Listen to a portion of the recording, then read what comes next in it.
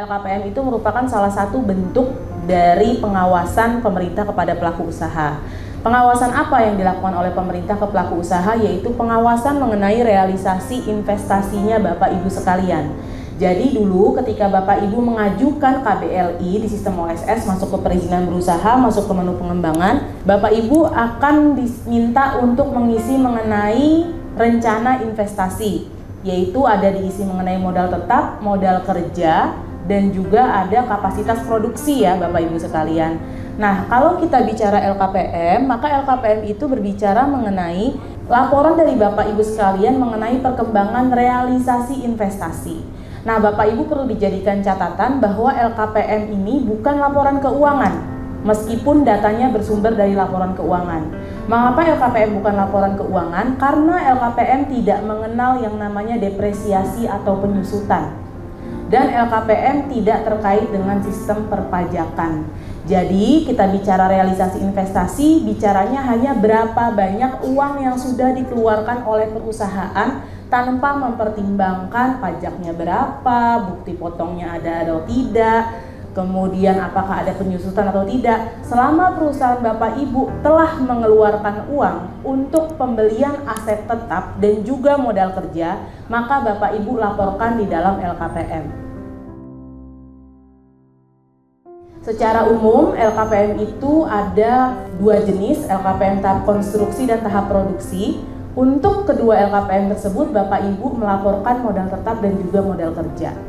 Pada kuartal 1 sampai dengan 3 dan juga untuk semester 1, Bapak Ibu yang wajib dilaporkan hanya modal tetap, modal kerja, serta penambahan dan pengurangan tenaga kerja.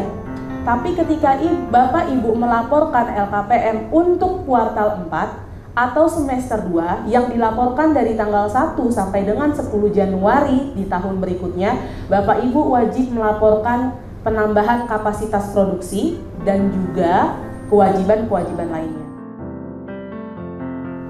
Bapak Ibu, seluruh pelaku usaha wajib untuk melaporkan LKPM, kecuali yang pertama untuk usaha dengan skala usaha mikro dan juga kecil. Artinya usaha dengan nilai investasi kurang dari 1 miliar rupiah. Nah, Bapak Ibu perlu diperhatikan bahwa skala usaha dalam sistem OSS ditentukan berdasarkan total nilai investasi dalam OSS, bukan hanya sekedar akta. Jadi bisa jadi usaha Bapak Ibu di akta modalnya hanya 500 juta, tapi Bapak Ibu punya 5 KBLI di sistem OSS, masing-masing investasi KBLI nilainya 1 miliar. Berarti nilai investasi di sistem OSS Bapak Ibu adalah 5 miliar. Walaupun modal di akta 500 juta, tapi nilai investasi di OSS 5 miliar, maka Bapak Ibu termasuk kategori skala usaha menengah yang wajib untuk melaporkan LKPM. Tapi kalau seandainya di aktanya Bapak Ibu modalnya adalah 500 juta, di sistem OSS hanya ada 1 KBLI yang nilai investasinya adalah 500 juta juga, maka Bapak Ibu termasuk kategori usaha skala mikro yang tidak wajib melaporkan LKPM. Tapi Bapak Ibu perlu dijadikan catatan bahwa LKPM ini bukan hanya bicara masalah sanksi yang akan dikenakan apabila lapor atau tidak lapor, tapi kita bicara mengenai opportunity ke depan terkait dengan kemitraan antara usaha mikro dengan usaha menengah sampai dengan besar. Nanti saya akan coba jelaskan. Yang kedua, pelaku usaha sektor tertentu yang sudah ada lembaga pengampunya, contoh perbankan sudah ada OJK atau BI, lembaga-lembaga migas, hulu migas sudah ada lembaga pengampunya SDM, dan mereka sudah melakukan pelaporan tersendiri. Yang terakhir adalah usaha yang tidak lagi dijalankan dan sudah dicabut KBLI-nya. Jadi Bapak Ibu, kalau seandainya Bapak Ibu punya 5 KBLI dalam sistem OSS RBA, kalau 5 KBLI tersebut tidak dicabut, misalnya 3 sudah berjalan, masih berjalan, 2 tidak berjalan karena tidak ada proyek, maka 5-5-nya tetap wajib dilaporkan LKPM-nya. Walaupun Bapak Ibu isi dengan nihil. Kalau Bapak Ibu tidak mengisi 5-5-nya, tidak melaporkan 5-5-nya, pasti Bapak Ibu terkena sanksi. Solusinya apa, Bu Lita? Solusinya kalau Bapak Ibu memang tidak mau menjalankan kegiatan usaha itu dan tidak mau repot lapor LKPM, maka Bapak Ibu cabut 2 KBLI yang tidak digunakan. Tapi kalau Bapak Ibu mempertahankan kelima-limanya, walaupun hanya 3 yang berjalan, Bapak Ibu wajib untuk melaporkan semuanya. Ini saya sampaikan sebelumnya bahwa LKPM ada 2 jenis, LKPM untuk usaha kecil dan juga LKPM untuk usaha menengah sampai dengan besar. LKPM untuk usaha kecil artinya yang modalnya lebih dari 1 miliar disampaikan 2 kali dalam 1 tahun. Dan yang usaha besar sampai dengan menengah dan juga besar disampaikan 4 kali dalam 1 tahun. Sekali lagi saya ingatkan bahwa skala usaha ditentukan berdasarkan tidak semata-mata berdasarkan nilai di akta, tapi juga mempertimbangkan total akumulasi realisasi investasi Bapak Ibu di sistem OSS RBA. Ini adalah jadwalnya Bapak Ibu, 4 kali dalam setahun dan juga ada 2 kali dalam 1 tahun. Bapak Ibu, tips dari saya, selalu persiapkan dengan sangat baik pelaporan LKPM untuk kuartal yang keempat, triwulan keempat dan juga di semester kedua. Karena berbarengan pelaporan LKPM untuk usaha kecil dan juga usaha menengah sampai dengan besarnya. Biasanya pada saat-saat seperti ini sistemnya akan lebih mudah error. Nah, ini alasan mengapa kita perlu untuk melaporkan LKPM. Yang paling utama pasti kita sama-sama tahu LKPM adalah kewajiban, kalau tidak lapor kita bisa mendapatkan sanksi. Yang kedua adalah sebagai bentuk data kepatuhan, memastikan bahwa perusahaan kita adalah perusahaan yang patuh sehingga berhak untuk mendapatkan fasilitas dan juga kesempatan untuk bermitra dengan perusahaan lain. LKPM sanksinya bentuknya administratif Bapak Ibu. Jadi memang tidak ada sanksi pidana di sini. Sifatnya administratif tapi dampaknya bisa sampai dengan pencabutan NIB atau izin usaha.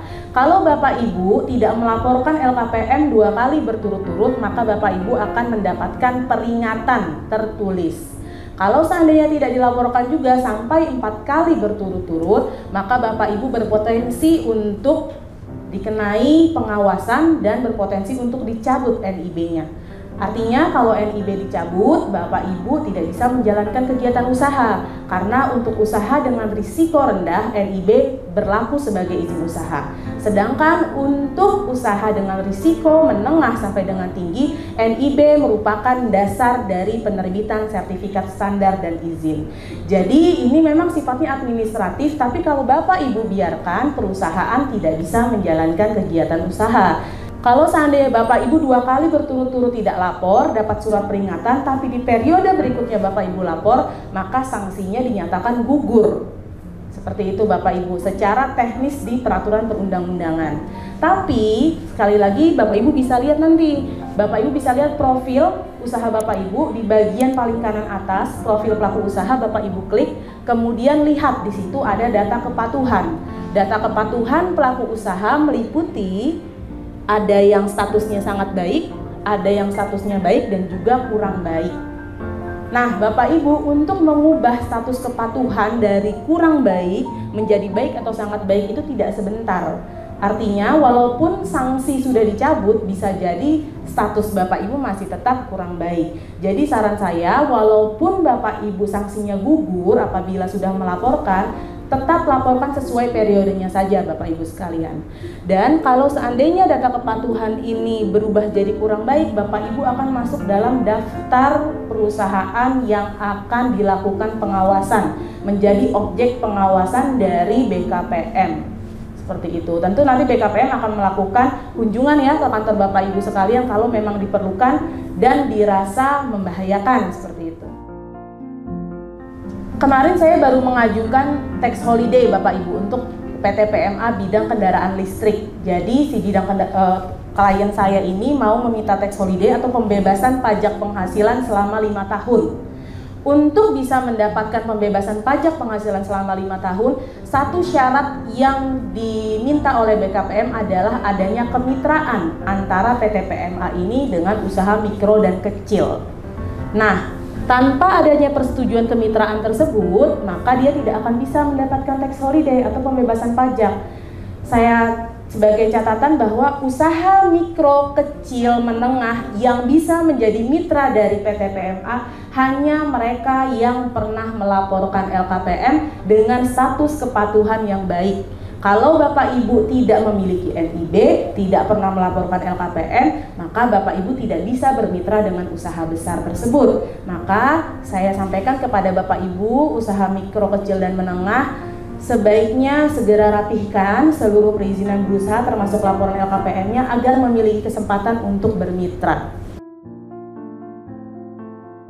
Ini Bapak Ibu yang saya sampaikan bahwa apa sih yang sebenarnya kita laporkan dalam LKPN. Tadi saya sampaikan yang kita laporkan adalah nilai realisasi, artinya pengeluaran dari perusahaan yang dulu pernah Bapak Ibu isi ketika mengajukan perizinan berusaha. Kita bisa lihat di sini, dulu Bapak Ibu saya yakin pernah mengisi form ini ya, berapa modal tetap, berapa modal kerja, berapa kapasitas produksi. Nah, nilai inilah yang Bapak Ibu realisasikan di LKPN. Gitu ya. Jadi kemarin suka ada yang bertanya sama saya, Bu Lita, LKPN itu yang kita realisasikan nilai di akta ya? Bukan Bapak Ibu. Yang Bapak Ibu realisasikan adalah nilai rencana investasi yang dulu pernah dimasukkan. Dan kita tidak bicara tentang laporan keuangan meskipun datanya bisa bersumber dari laporan keuangan. Satu hal lagi Bapak Ibu, ketika kita bicara realisasi, garis bawahi kata real, artinya apa yang benar-benar sudah ada. Contoh, Bapak Ibu membeli mesin pada bulan Januari 2024, tapi mesin tersebut baru sampai sekarang di bulan September 2024. Di bulan Januari, Bapak Ibu sudah bayar 10 miliar, tapi barangnya baru sampai sekarang di September. Artinya ketika bulan Januari Bapak Ibu belum ada realisasi investasi walaupun uang sudah keluar. Karena apa? Karena barangnya belum sampai. Ketika di bulan September ini sampai, maka nanti di laporan bulan Oktober di kuartal ketiga Bapak Ibu sampaikan bahwa sudah melakukan realisasi investasi 10 miliar karena mesin tersebut sudah sampai pada kuartal ketiga. Seperti itu ya Bapak Ibu, ini yang membedakan LKPN dengan laporan keuangan, karena dia bukan bicara uang, bukan semata-mata bicara uang yang keluar, tapi bicara barang tersebut sudah sampai atau tidak. Artinya kalau sewaktu-waktu petugas BPKPM mengecek ke perusahaan Bapak Ibu sesuai bahwa memang mesinnya itu, kalau mereka Bapak Ibu lapor di bulan Januari 10 miliar tapi mesinnya belum ada, artinya belum real. Tapi kalau mereka sampai di bulan Oktober dan melihat ada mesin 10 miliar, artinya real, sudah ada. Seperti itu. LKPM terdiri dari 2 tahap, Bapak Ibu, ada tahap konstruksi dan juga tahap produksi. LKPM tahap konstruksi artinya perusahaan memenuhi 3 hal. Yang pertama, izinnya belum terbit. Yang kedua, modal tetapnya belum terrealisasi sampai dengan 90%. Yang ketiga, perusahaan menyatakan belum siap berproduksi di sistem OSS. Jadi kalau KBLI-nya Bapak Ibu memenuhi 3 syarat ini, maka Bapak Ibu mengisi LKPN tahap konstruksi, bukan tahap produksi. Bapak Ibu perlu dijadikan catatan bahwa pada LKPN tahap konstruksi kita hanya mengenal atau mengisi modal tetap. Oke Bapak Ibu, kita hanya mengisi modal tetap. Modal tetap itu sama atau tidak dengan perspektif keuangan? Sama, artinya adalah uang yang dikeluarkan untuk mendapatkan aset tetap daripada perusahaan. Maka kita kenal modal tetap meliputi ada tanah, bangunan, dan mesin serta peralatan. Kemudian ada yang bertanya kepada saya, Bu Lita, tapi selama tahap konstruksi walaupun izin belum terbit, perusahaan saya sudah merekrut tenaga kerja, minimal ada satpam di sana, ada biaya notaris dan lain-lain. Kalau seperti itu modal kerjanya kita masukkan atau tidak? Kalau modal kerja pada tahap konstruksi akan di-lock Bapak Ibu, ditutup, diblok, Bapak Ibu tidak bisa isi. Tapi karena Bapak Ibu benar-benar sudah mengeluarkan uang untuk modal kerja, maka Bapak Ibu isi modal kerja pada modal tetap sub bagian lain-lain, gitu ya. Jadi modal kerja dan modal tetap sebenarnya tetap dilaporkan, tapi bedanya pada tahap konstruksi Bapak Ibu mengisinya di modal tetap sub lain-lain, Bapak Ibu.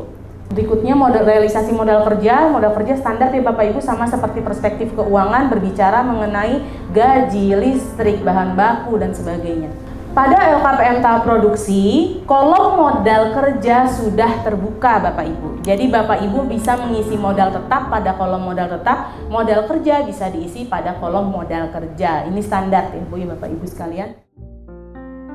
Bapak Ibu, selama saya mendampingi ya pelaku usaha mengisi LKPM, ada 5 kesalahan yang biasanya dibuat oleh pelaku usaha. Yang pertama adalah melaporkan LKPM lewat dari tanggal 10 dan tidak melakukan pengecekan.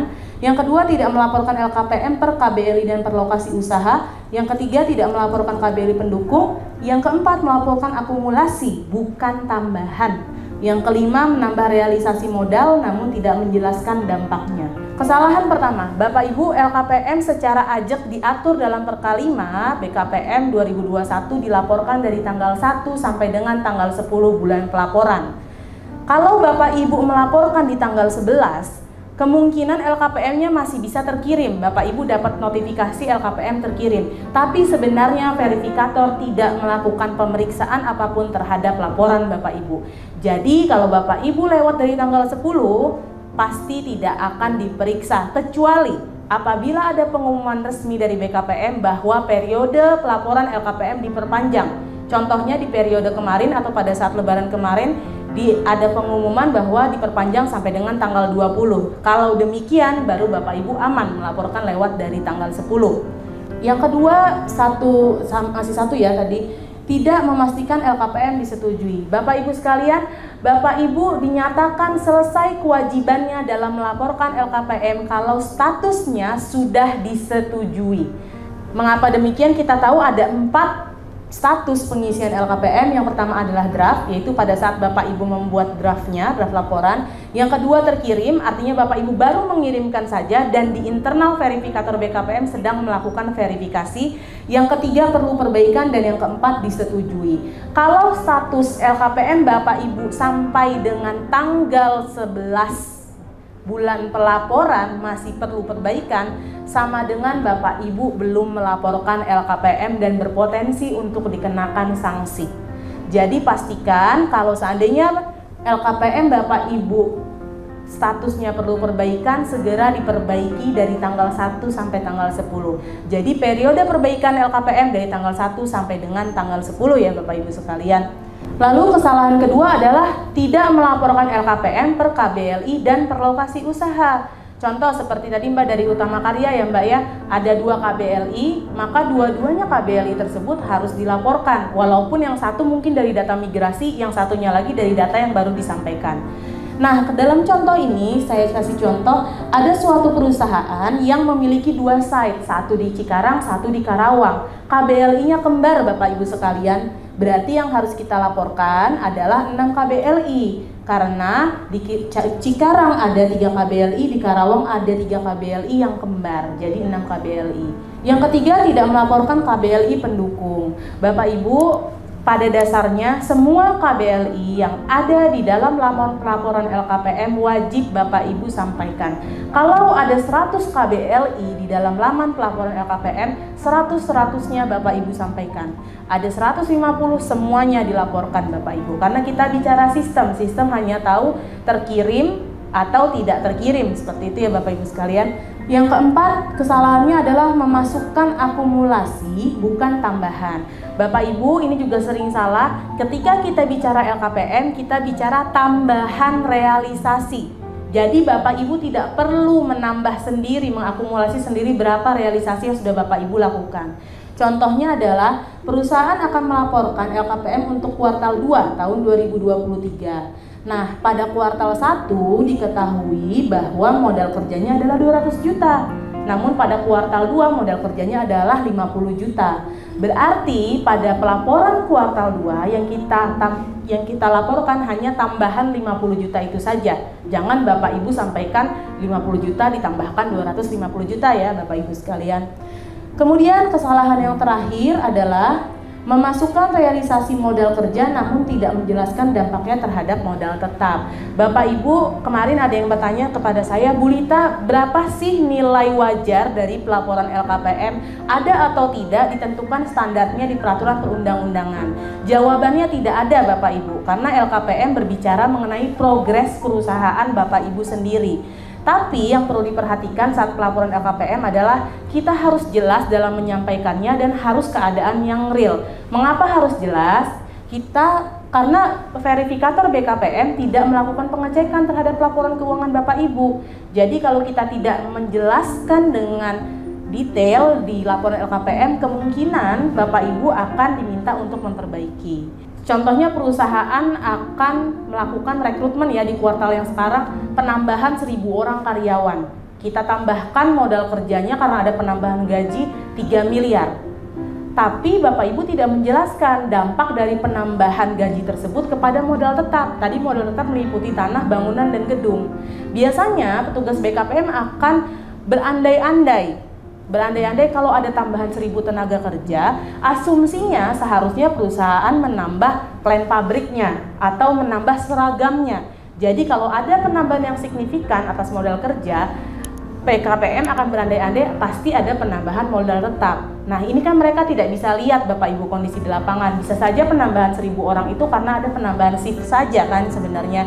Jadi Bapak Ibu diminta untuk menjelaskan. Kalau ada penambahan yang signifikan di salah satu permodalan, maka jelaskan dampaknya terhadap modal yang lainnya. Nah, ini yang sering menjadikan perusahaan terkena teguran berupa perbaikan dari LKPM ya Bapak Ibu.